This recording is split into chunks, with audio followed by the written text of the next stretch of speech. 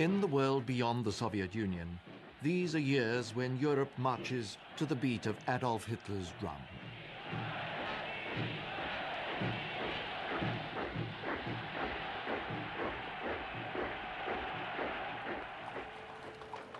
Already in 1936, just 3 years after he comes to power, Hitler has sent his as yet unprepared army to occupy the Rhineland, demilitarized by the Versailles Treaty, which concluded the Great War. It is his first, most dangerous step. A moment when, for Adolf Hitler, everything teeters on the edge. Even his position as Führer itself depends on the reaction of the Western Allies. We know now that he has ordered an immediate German retreat if French forces oppose them. He has taken a desperate risk to throw down an early challenge to Versailles, the treaty he came to power promising to break. But in this vital test of nerve, Britain and France failed to act. It is the first of many failures of Western nerve, failures bound to give the leadership of the Soviet Union serious cause to reflect. Worse is the news of a pact signed by Germany and Japan, and later joined by Italy, a treaty which targets the Soviet Union. To Stalin, there could be no stronger sign of the reckless speed with which Hitler intends to move. In the Kremlin, the message is clear. The Versailles Treaty, that whole rearrangement of frontiers imposed on Europe by the victorious Western Allies, has now no more than a few years to live. There are too many disputed territories in Europe, too many claims and counterclaims. At home, Stalin's leadership is unchallengeable. He relishes the title of Great Leader. But the Great Leader is tainted with a fatal sickness. His malady is not physical. It resides in an unrivaled greed for power, and festers with a paranoid distrust of every other human being. And as you know, he died alone in his own self-made prison. He lived in a corridor in which there were 3 doors, which led to 3 separate apartments, each with their own bedrooms. And every morning he would telephone for breakfast, lunch, or dinner. And every day they would bring him 3 separate breakfasts, lunches, and dinners, and place one by each door, and then immediately leave, so that no one would know from which door he would take his breakfast. And that is how he lived, hateful and hated. The deathbed warning of Lenin and Trotsky's denunciation of Stalin as the gravedigger of the revolution have been chillingly justified in these years of arrest, murder, and enslavement of the Soviet people.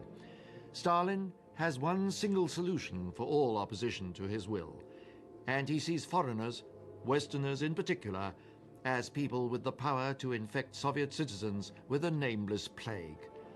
For Stalin, this is reality.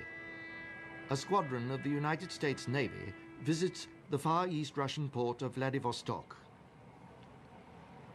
Grigory Okonev was chief political officer of the Pacific Fleet. His nephew, Ilya, was a small boy at the time.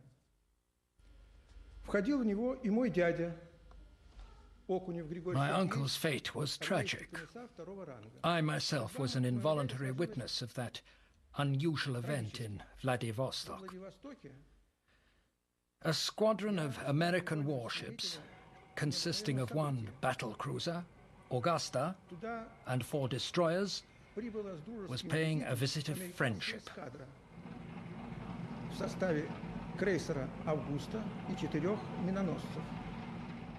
The squadron was under the command of Admiral Ernell. The visit lasted 4 days.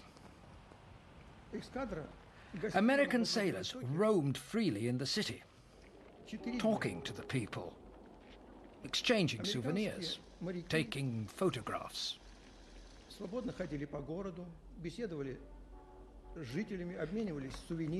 The Americans allowed the locals free access to the cruiser, showing it to anyone who wanted to see. I was there with my uncle, and Admiral Ernell met him personally. The Admiral took me around and showed me the gun turrets and plane decks.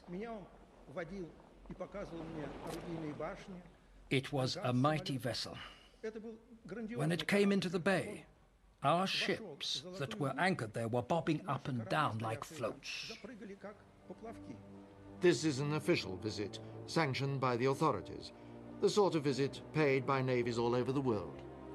We shall never know who brought it to Stalin's notice. When the American squadron left Vladivostok, mass arrests of personnel in our Pacific Fleet began. Sailors were accused of being recruited by American intelligence and becoming American spies. Furthermore, when I managed with great difficulty to get hold of the 150-page file on Okunev from the KGB, I saw that all the evidence was false because it had obviously been dictated to the prisoners by their interrogators. I also obtained his death certificate. It said that the cause of death was by shooting. Stalin's reckless savagery now leaves no area of Soviet life untouched. Literature and even science must conform. Nikolai Ivanovich Vavilov is a world-renowned geneticist, but Stalin prefers the theories of Lysenko, a Marxist charlatan. Stalin had made an appointment for 10 o'clock in the evening. Father was there at the right time, but he was made to wait 2 hours, till midnight. Stalin did not receive him for 2 hours. At last, after midnight, or even later, he was called. He went in and greeted Stalin. And Stalin started to ask him, "So, you are still busy with the flowers and berries and all that botany nonsense which is no use to anybody?" This prompted my father to deliver a lecture on the subject. Stalin listened in silence and then said, "You may leave, Citizen Vavilov."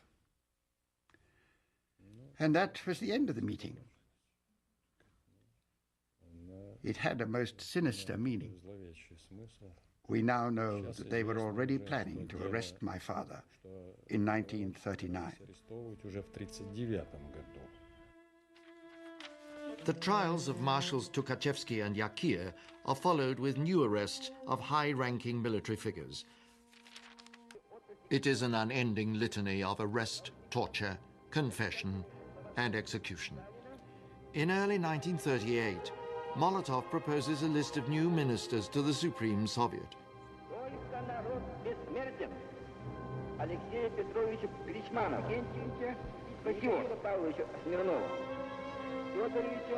Within 2 years of their appointments, they are all under arrest, executed, or have disappeared.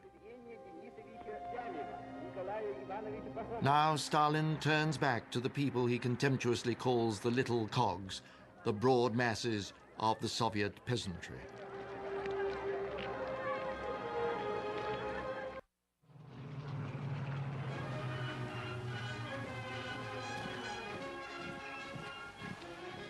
In Spain, civil war rages between nationalist forces under Franco and the Republican government.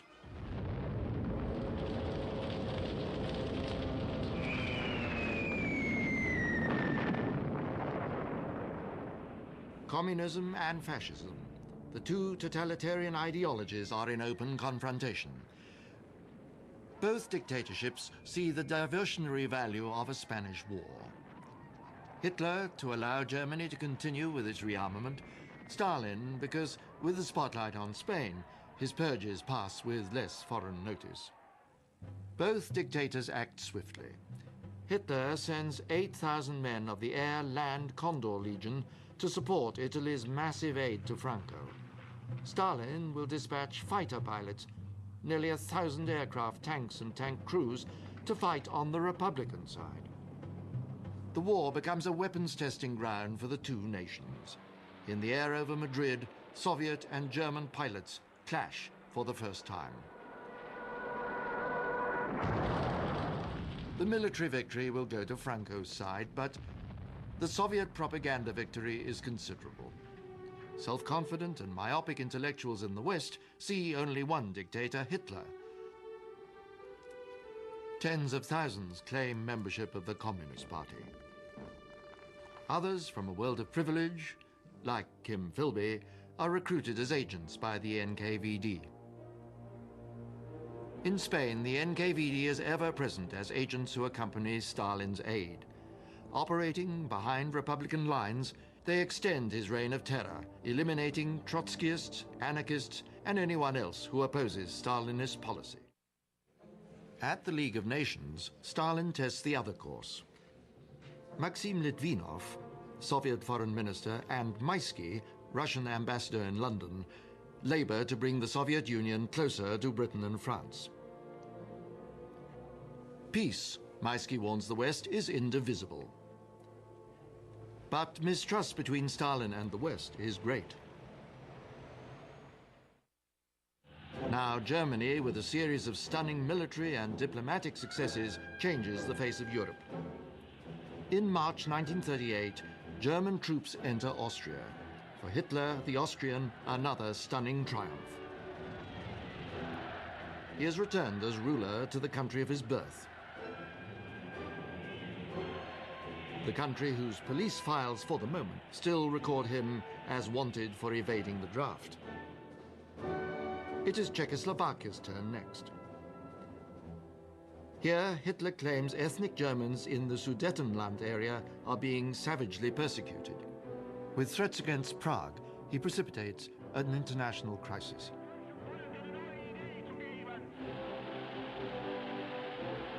Before the year's end, France and Britain, with Italy mediating, have forced Czechoslovakia to concede the German-speaking part of its territory to the Reich.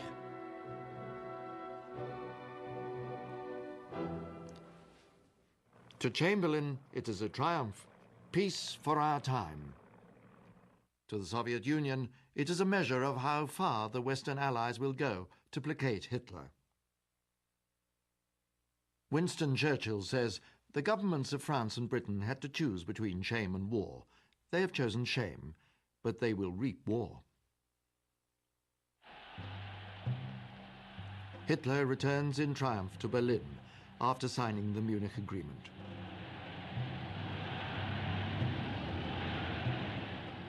For Czechoslovakia, abandoned by her allies, the end comes quickly. Before the fateful year of 1939 is 3 months old, Hitler, burning with reckless confidence, marches his army into the remainder of the country. Czechoslovakia is declared no longer to exist. As a minor postscript, no more than symbolic of Germany's new power, Lithuania immediately accedes to Hitler's demand for the return of the Baltic seaport of Memel. In 6 years, he has dramatically redrawn the map of Central Europe. The Versailles Treaty is now in tatters. It is almost time for Hitler to look towards his second major object, the acquisition of Lebensraum, extra living space for Germany in the east. But expansion eastwards must involve war with Poland. And if the German border with Poland is to be reshaped, why should the Soviet border not be similarly altered? Both dictators, therefore, have an unacknowledged common interest in the destruction of Poland, though in public they flaunt their differences. And the propaganda machines of the two adversaries, Hitler and Stalin, relentlessly denounce each other. March 1939. In Moscow, delegates to the 18th Party Congress assembled. Stalin hails a great achievement. 60% of the delegates to the last conference have been murdered. Behind the high-profile deaths in Moscow, there is another deeper disaster. In the last year, 1937 to 38, there have been between 7 and 8 million arrests, and at least 1 million executions. At Kuropaty near Minsk, one secret NKVD burial site contains 30,000 bodies. For the NKVD killing squads and the so-called boxers, thugs who specialize in torture and interrogation, communism is now no more than a cynical indulgence in sadism.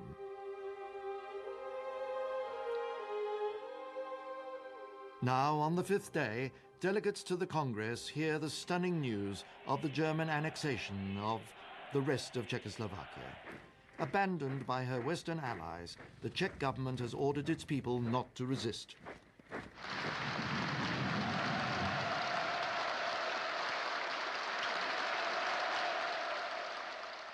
The people of Europe are now haunted by the threat of war. At the public rostrum, Hitler denies any aggressive intention.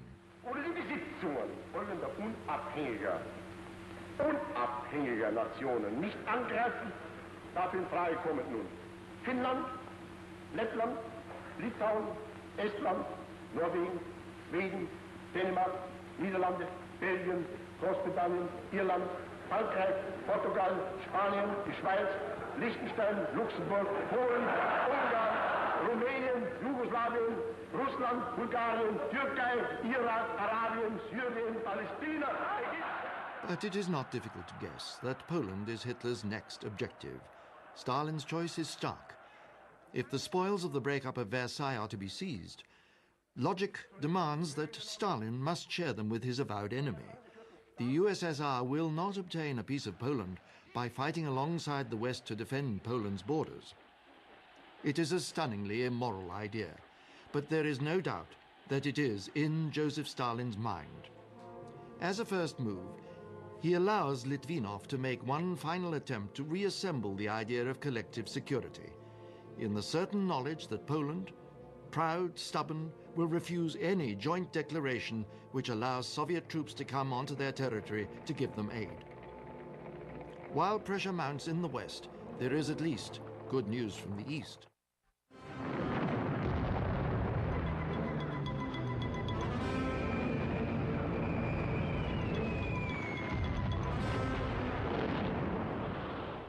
It is the first appearance on the international stage for the young, forthright General Gorgy Zhukov when he heavily defeats the Japanese Sixth Army at Kholkhin Gol and effectively secures the back door of the Soviet Union.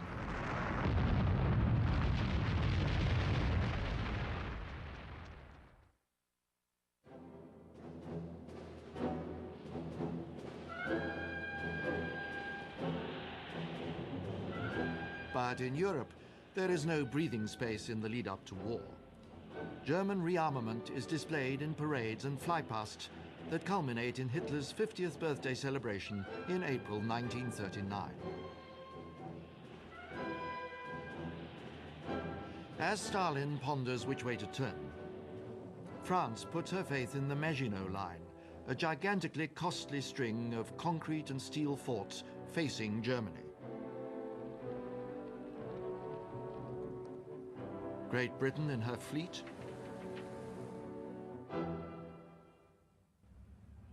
but Stalin is now ready to move forward with a realignment that will astound the world. Pressure of events keeps the gestation period short.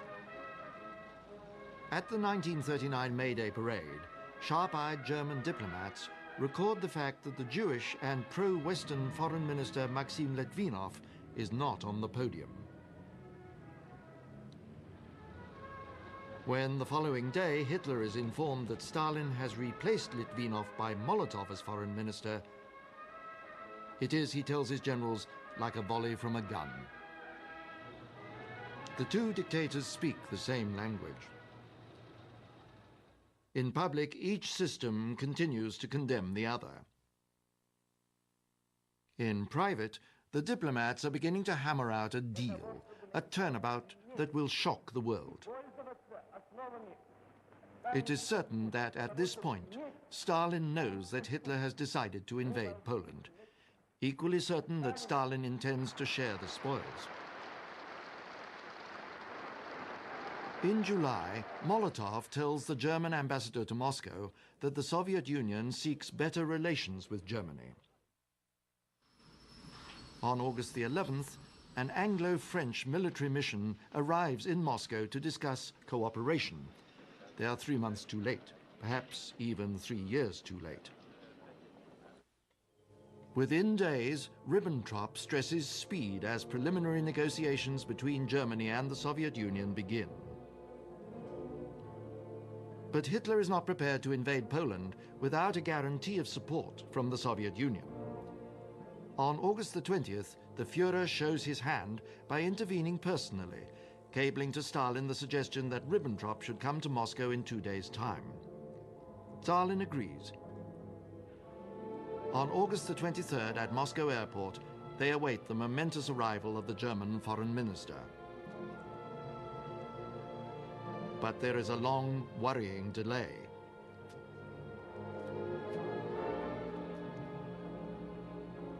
Only when Molotov, baffled, sends for information do they discover the reason. The plane carrying the Germans to their momentous rendezvous has been forced down, fired on by Soviet border defenses.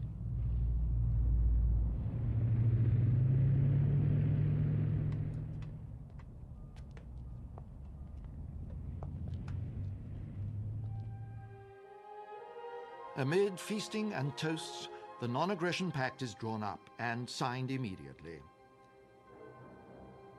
Stalin raises his glass to Germany's finest son, Adolf Hitler. The two dictators have publicly clasped hands. It is an extraordinary coup de théâtre. A betrayal of millions. But, of course, the world is not told all. The Non-Aggression Pact has secret, deeply sinister protocols. Clauses to divide Poland between Germany and the Soviet Union, to assign the Baltic states to Soviet rule.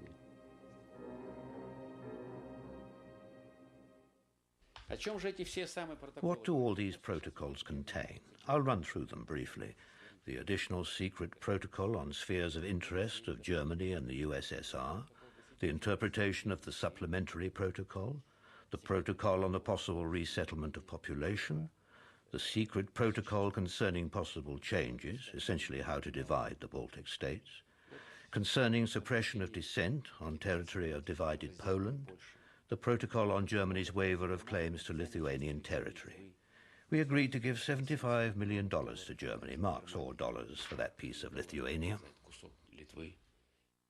A map made on the next Ribbentrop visit, signed by Stalin himself, shows the division of spoils. These are obviously historic documents. They have been kept in complete concealment since 1939 because they represent a final verdict on Soviet diplomacy, which negotiated with the Western democracies for several months in 1939 and achieved nothing, and then sealed a friendship agreement with the fascists in the space of 2 days. Of course, both the fascists and the Western democracies were using cunning. It was a big game, diplomatic bargaining. But the Soviet Union, Soviet diplomacy, Stalin and Molotov, they showed historic immorality, immorality to the utmost degree. Stalin and Hitler, locked in hatred and envy, but at the same time in a strange parallel admiration, have stunned the world. This is not a pact to avoid war. It is a treaty to make war. In London, Paris, and Washington, there is consternation. London, at long last, makes it clear that it has abandoned appeasement forever. Within 2 days, Britain signs a treaty with Poland, binding Britain to go to war if she is attacked. In the Soviet Union, there is an immediate cessation of anti-Hitler propaganda. The word fascist is even banned in Stalin's labor camps as a term of abuse.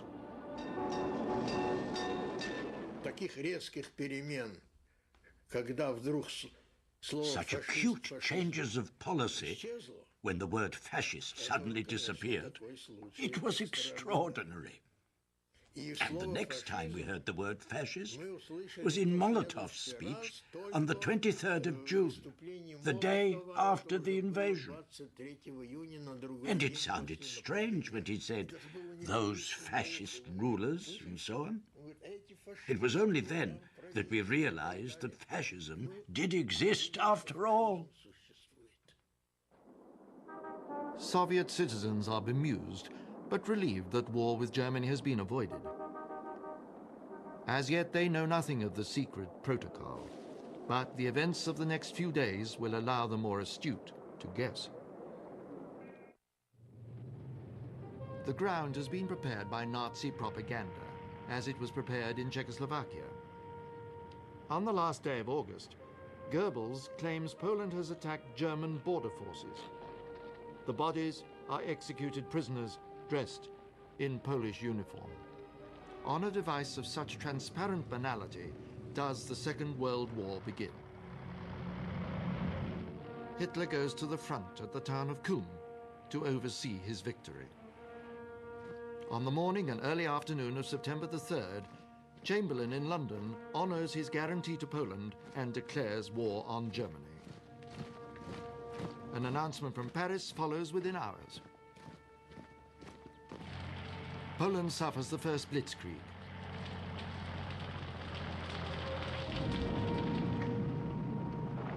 The Polish forces fight back with great courage against hopeless odds. The Luftwaffe bombs Warsaw at will.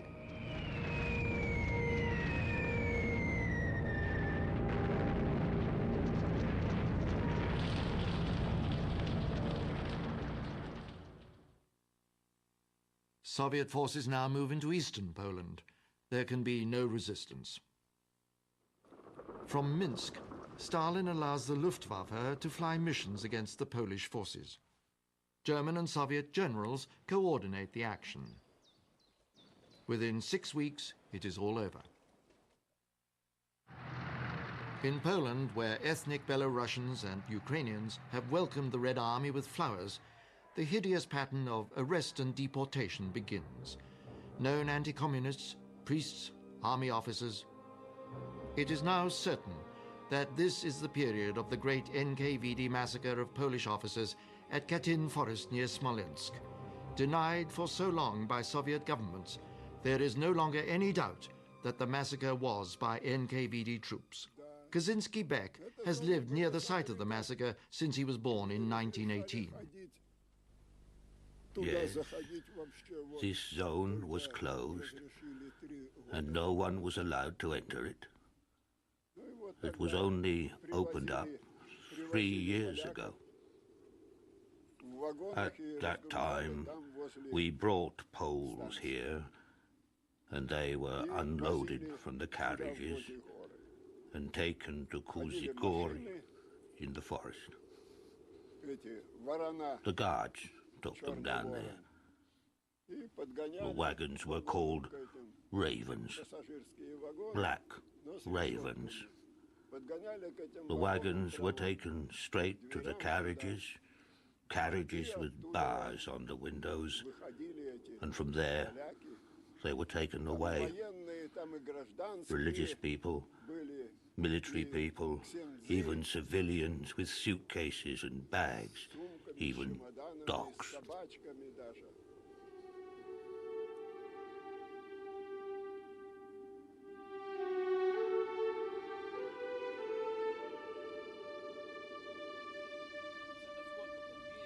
How long did it last? About a month. A month, I reckon. And they didn't bring them every day. No, not every day.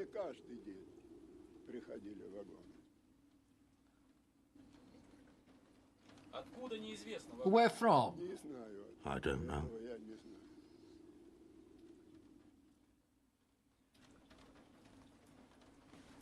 Were there any rumors as to what happened to them?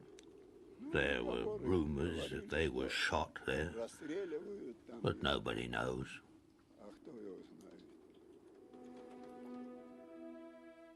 Only now is the order to shoot the officers revealed. Signed by Stalin, Molotov, Mikoyan, Voroshilov and Beria, The exact number of deaths has never been established.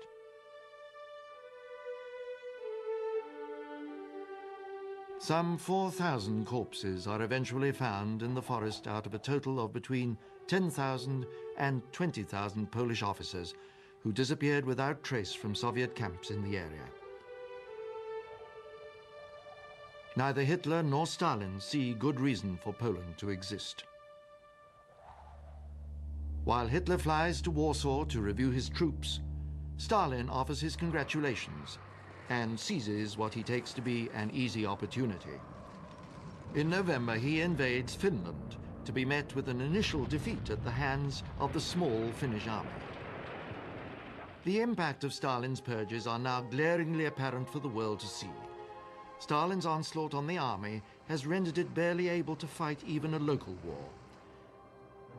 To Hitler, the poor performance by the Red Army in Finland is further evidence of the inferiority of Slav to Aryan and of the vulnerability of the Soviet Union. Meanwhile, in public, the pivotal relationship blossoms. As the year 1939 ends, Hitler cables Stalin, "I would like to extend my true, sincere greetings on your 60th anniversary." I propose we raise our glasses to Comrade Stalin, who leads us along the bright road to communism. Stalin replies without irony, "The friendship between us, sealed in blood, has every reason to be long-lasting." Soviet and Nazi hands are tightly clasped. Russian raw materials flow westward. At the border where the rail gauge changes, grain and oil are transferred to German wagons. As a final act of abject appeasement, Stalin returns to the Gestapo German communists who have fled to Moscow. On the vital Western Front, the phony war continues. Allied forces remain on the defensive, the French behind their unbreachable Maginot Line. Parcels from home relieve the boredom. Hitler is content to fight on one front at a time.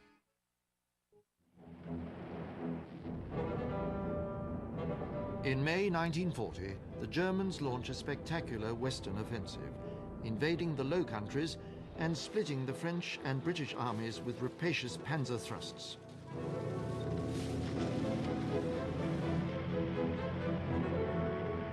Goebbels proclaims Moscow gives us every support. As each of the small capitals of Northwest Europe fall, Stalin closes down the Soviet embassies, a tacit recognition that might is right. In London, Chamberlain is called on to resign. Winston Churchill becomes Prime Minister and struggles to rally France and Britain against the spectre of a devastating defeat. But the German army is unstoppable. Millions of civilians flee northern France. The French government leave Paris amid scenes of chaos on the roads. At Dunkirk, the British Navy evacuates 330,000 British and French soldiers under fire.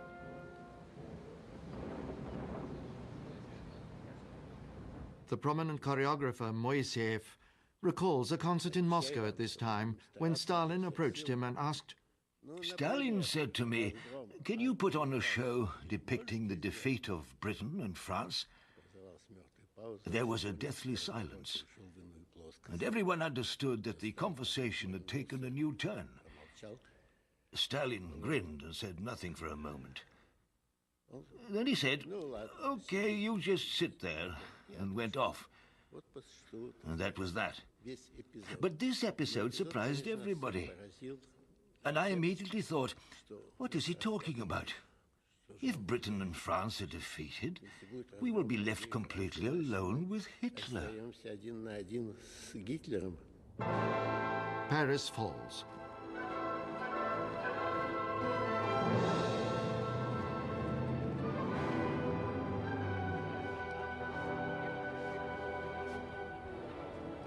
And the French sign a punitive armistice. At Hitler's insistence, the same rail carriage is brought to Compiègne, where the French had taken Germany's surrender in the First World War.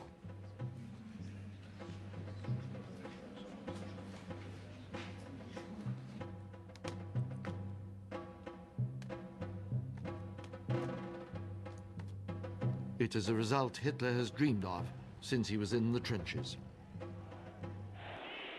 Berlin celebrates the fall of France, where vast new industrial and agricultural riches have fallen under German control. But there are spoils for Stalin too. In the north, Lithuania, Latvia and Estonia are annexed, again in accordance with the secret agreements made with Hitler. In all, Stalin has gained 175,000 square miles of territory and 20 million new inhabitants for the Soviet Union. As the NKVD move in, thousands of his new subjects are shot. Tens of thousands more are immediately arrested and transported to swell the workforce in the Gulag.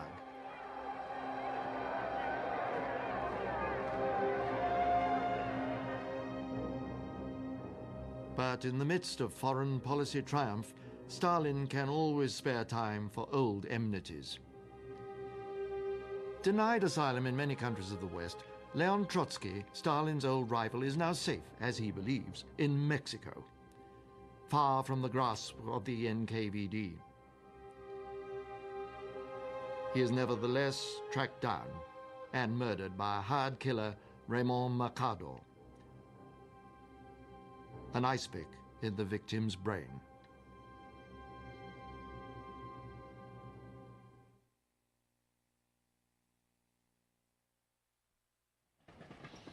Yet, for the Soviet-German special relationship, there are already clouds on the horizon.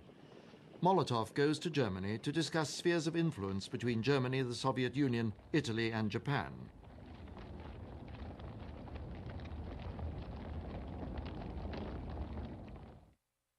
In fact, as we now know, the Japanese Foreign Minister Matsuoka has already been told that Germany will expect Japan's involvement in any war against the Soviet Union, and that Hitler has already signed Instruction 18, ordering preparations for the attack on the Soviet Union to continue.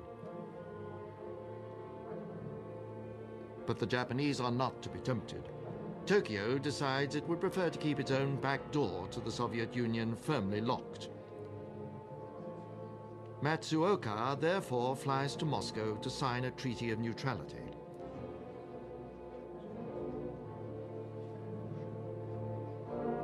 There are more toasts and formal poses. And Stalin accords Matsuoka the signal honor of a personal send-off. But Stalin now is a rabbit caught in headlights. On the day that Stalin signs a pact of friendship with Yugoslavia, Hitler attacks in the Balkans. Is this to be the last blitzkrieg, or will the Soviet Union be next? What is certain is that if Hitler follows Yugoslavia with an attack on the Soviet Union, Stalin's gamble to grab the spoils of a disintegrating Versailles will have failed disastrously. It will have left the Soviet Union isolated without an ally in the world. Stalin has made too many bitter enemies in the party and the army. His own position as leader, his life is in the balance. He cannot even admit the possibility that he has miscalculated, that Hitler is about to attack. But details of German intentions are coming from all quarters. Churchill, with the German High Command code available to him, informs Stalin by secret cable.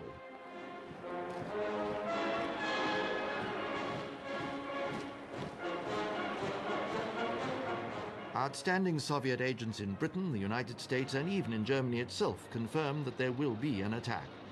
The Soviet intelligence network in Switzerland gives June the 22nd as the attack date. Richard Zorger, working from the German embassy in Tokyo, confirms it.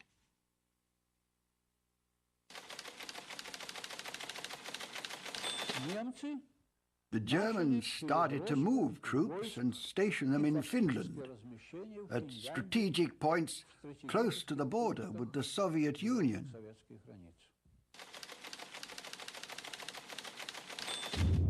And even as German tanks assemble along the Soviet border, Stalin's monstrous echo, NKVD chief Lavrenti Beria, orders that secret agents who confirm news of the German attack are to be turned into prison dust for supplying systematic misinformation.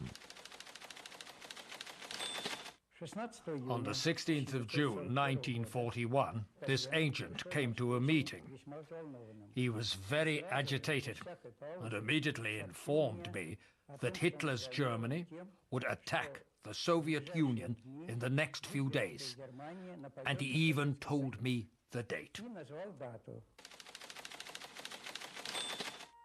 From Luftwaffe officer Schulze-Boysen, at the heart of Goering's high command, a warning of an imminent attack is forwarded to the Kremlin. But Stalin rejects the information in the crudest terms.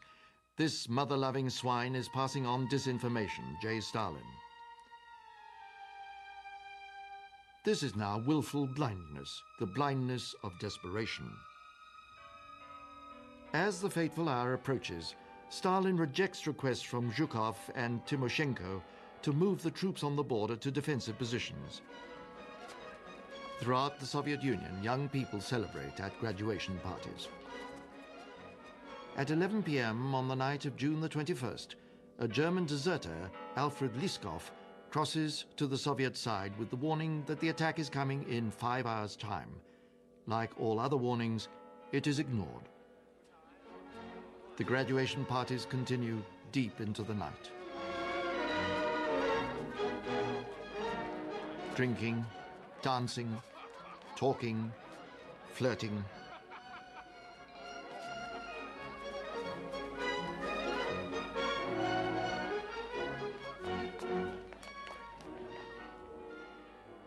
Despite all the evidence, the leader of the Soviet people dares not allow himself to believe that he has disastrously miscalculated.